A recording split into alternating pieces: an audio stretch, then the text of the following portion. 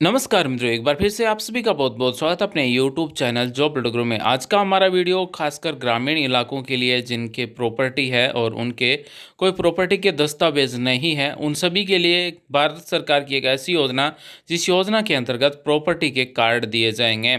और ये किस तरह से कार्ड दिए जाएंगे, कैसे सर्वे होगा, आप तक कार्ड कैसे पहुंचेगा, ये हम आपको सारी जानकारी इसी वीडियो में बताने वाले हैं। तो दोस्तों, आप वीडियो को शुरू से अंत तक देखें ताकि आपके मन में कोई सवाल या विचार ना रहे। तो आज हम बात करने वाले हैं स्वामित्व योजना के लाभ के बारे में। जी हाँ साथियों, आपके खेत हैं वो ऑनलाइन है, आप घर बैठे डिटेल देख सकते हैं कि आपका खेत कितना है, नक्शा भी देख सकते हैं। ऐसे ही केंद्र सरकार ने एक योजना शुरू की है, स्वामित्व योजना। इस योजना के अंतर्गत आपके ग्रामीण इलाकों में प्रॉपर्टी जितने भी है, जिन जिन के घर हैं, उनको मैपिंग किया जाएगा और उनकी जितनी भी प्रॉपर्टी है उनके कार्ड दिए जाएंगे। इससे आपको क्या फ़ायदा होगा ये भी हम आपको बताने वाले हैं। साथ ही हम ये भी बताएंगे कि इस स्वामित्व योजना से गवर्नमेंट को क्या फ़ायदा होगा, तो ये सारी जानकारी हम बताने वाले हैं। ये स्वामित्व योजना के अंतर्गत ड्रोन से मैपिंग की जाएगी, ड्रोन से मैप ये जारी किए जाएंगे। जिस तरह से आप सभी देख सकते हैं, पहले ये वाइट पट्टी लगाई जाएगी, उसके बाद में ड्रोन से इस तरह से हैं वो मैपिंग की जाएगी, नक्शे बनाए जाएंगे। उसके बाद में ही ये स्वामित्व योजना के अंतर्गत है वो कार्ड दिए जाएंगे। ग्राम में एक ग्राम सभा भी रखी जाएगी। अगर किसी की आपत्ति है तो वो भी अपनी आपत्ति दर्ज करवा सकते हैं। मान लीजिए आपको ये रास नहीं आया कि हमारी ज़मीन इतनी थी, हमें इतनी चाहिए, हमारा मैपिंग गलत हुआ है, तो ये सारी जानकारी हम बताने वाले हैं कि किस तरह से निपटाई जाएगी। आइए दोस्तों, आज का वीडियो स्टार्ट करते हैं। सबसे पहले हम बात करने वाले हैं योजना का उद्देश्य क्या है और इस योजना के अंतर्गत कितने गांवों को कवर किया जाएगा।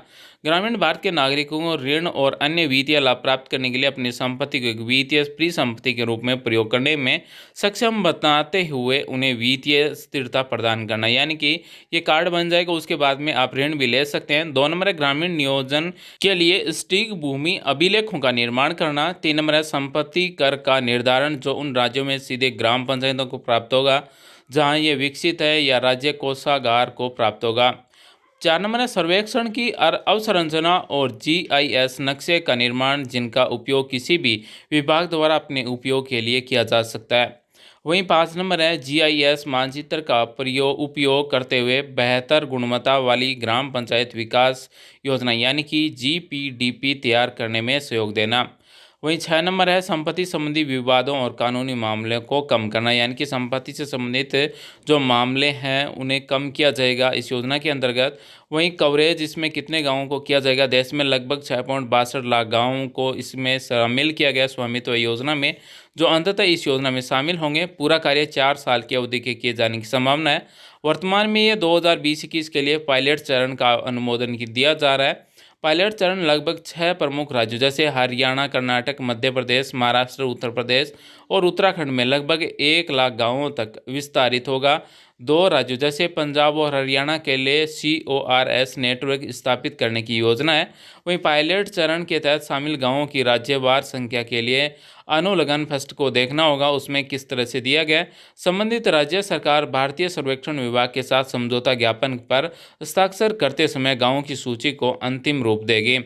उन राज्यों के लिए जो पहले ही आबादी सर्वेक्षण कर चुके हैं, राज्य और भारतीय सर्वेक्षण विभाग के परामर्श के चरण सेकंड में पायलट 50 चरण सर्वेक्षण का दायरा और प्रक्रिया तय की जाएगी। अब हम आपको बताने वाले हैं कि स्वामित्व योजना के अंतर्गत वर्षवार यानी कि 4 वर्ष में कितने राज्यों के कितने गांवों को शामिल किया जाएगा। स्वामित्व योजना के तहत लगभग 6.62 लाख गांवों को कवर करने वाली समग्र परियोजना की समयावधि वित्त वर्ष 2020-21 से वित्त वर्ष 2021-24 यानी कि 1 वर्ष तक चलेगी। जम्मू कश्मीर में 6,850 गांव हैं, इसमें 6,850 गांव 2023-24 तक कंप्लीट किए जाएंगे। लद्दाख में वहीं बात करें तो 2023-24 में कंप्लीट किए जाएंगे। वहीं आंध्र प्रदेश के बारे में बात करें तो आंध्र प्रदेश में इसमें इस योजना के अंतर्गत 17,950 गांवों को शामिल किया गया है। वहीं अरुणाचल प्रदेश में 5577 गांवों को शामिल किया गया है। असम में 28,780 गांवों का सर्वे होगा, स्वामित्व योजना के अंतर्गत कार्ड दिए जाएंगे। बिहार में 45,265 गांवों को इस योजना के अंतर्गत शामिल किया जाएगा और इसको 4 जो साल हैं इसमें कंप्लीट किया जाएगा सर्वे। छत्तीसगढ़ में 20,578, दादरा और नागर हवेली में 70 गांवों को कंप्लीट किया जाएगा। वहीं दमन और द्वीप में 31, दिल्ली में 222 गांवों को कंप्लीट किया जाएगा स्वामित्व योजना के अंतर्गत। गोवा में 410 गांवों को कंप्लीट किया जाएगा, गुजरात में 19,015 गांवों को, हरियाणा में 7,752, हिमाचल में 20,961, झारखंड में 32,725, कर्नाटक में 33,157, वहीं केरल में 1,664, लक्षद्वीप में 27, मध्य प्रदेश में 55,100, महाराष्ट्र में 44,137, मणिपुर में 3,798, वहीं मेघालय में 6,846, मिजोरम में 838, नागालैंड में 1,617, ओडिशा में 52,141, पांडुचेरी में 125, पंजाब में 13,045, राजस्थान में 46,543 गांवों को स्वामित्व योजना के अंतर्गत प्रॉपर्टी के कार्ड दिए जाएंगे। और इसी के साथ आगे और राज्यों के बारे में बात करें तो सिक्किम के 454 गांवों को शामिल किया जाएगा, तमिलनाडु के 18,463, तेलंगाना के 11,234, त्रिपुरा के 898, उत्तर प्रदेश के 7,242 जो कि कंप्लीट हो जाएंगे 2021-22 में, उत्तराखंड के 17,048, वहीं पश्चिम बंगाल के 41,002 गाँवों को शामिल किया जाएगा। यानी कि हमने आज जो आंकड़े बताए हैं इन गांवों को शामिल किया जाएगा, इतने इतने गांवों को इस राज्य से शामिल किया जाएगा। हालांकि यहाँ पर लिस्ट नहीं है कि कौन कौन से गांव हैं, यहाँ पर केवल संख्या दी गई है।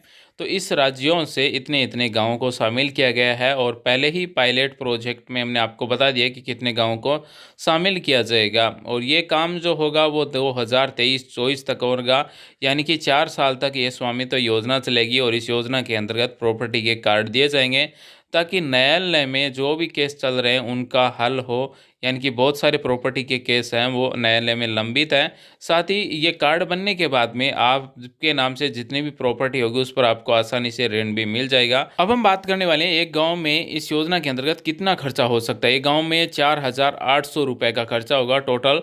स्थानीय श्रमिकों की भी भर्ती होगी, क्षेत्र के वाहनों को किराए पर लेना या फिर खरीदने का भी काम चलेगा, यानी कि इससे रोजगार भी मिलेगा।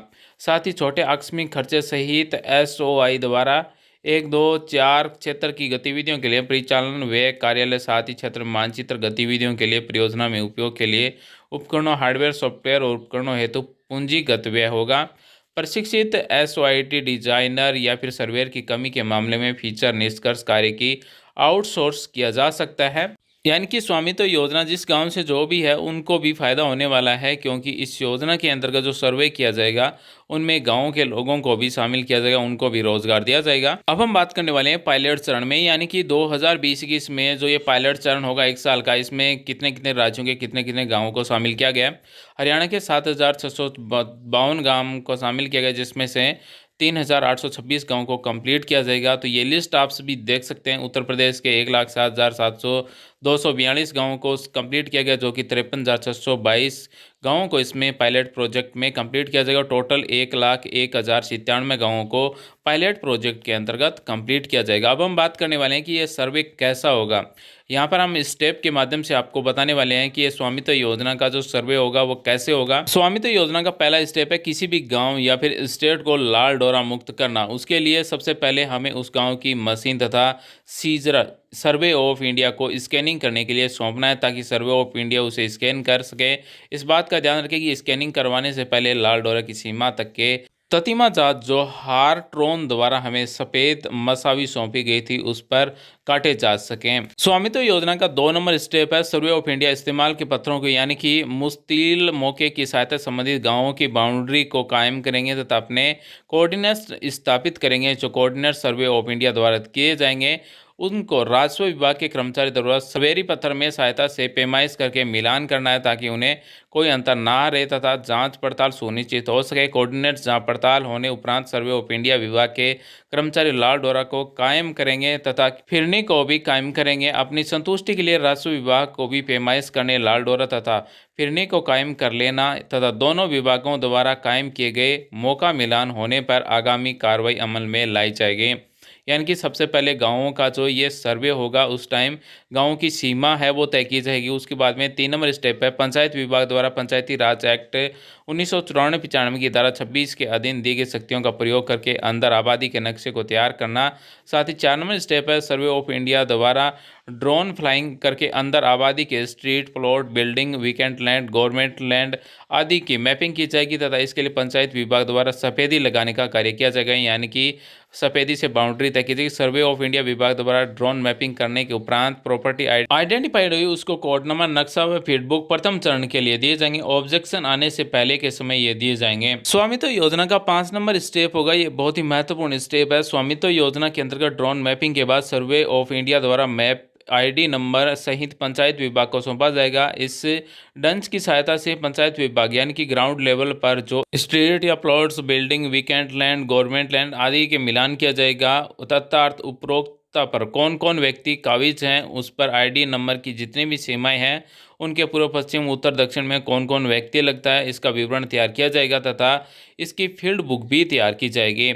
उसके बाद में उपरोक्त कार्य पंचायत विभाग द्वारा पूर्ण करने के उपरांत ग्राम आम जन से आपत्तियां मांगी जाएंगी। जी हाँ साथियों, जैसे ये सर्वे पूरा हो जाएगा उसके बाद में गांव में एक मीटिंग रखी जाएगी और आपत्तियों के बारे में पूछा जाएगा। यानी कि ये सर्वे होने के बाद में अलग अलग आदमियों को जो कार्ड दिए जाएंगे, उससे किसी को आपत्ति है, मान लीजिए अगर बोल दे कि ये ज़मीन मेरी इतनी थी, इतनी नहीं थी, इसकी इतनी थी, तो इस तरह का कोई अगर विवाद हो तो वहीं पर वो समाप्त किया जाएगा। किसी व्यक्ति का नाम गलत दर्ज होने, स्वयं का या फिर पिता का या फिर पति का, तो ऑब्जेक्शन कर सकेंगे। किसी को अपनी सीमाओं पर ऐतराज़ हो तो ऑब्जेक्शन कर सकेंगे।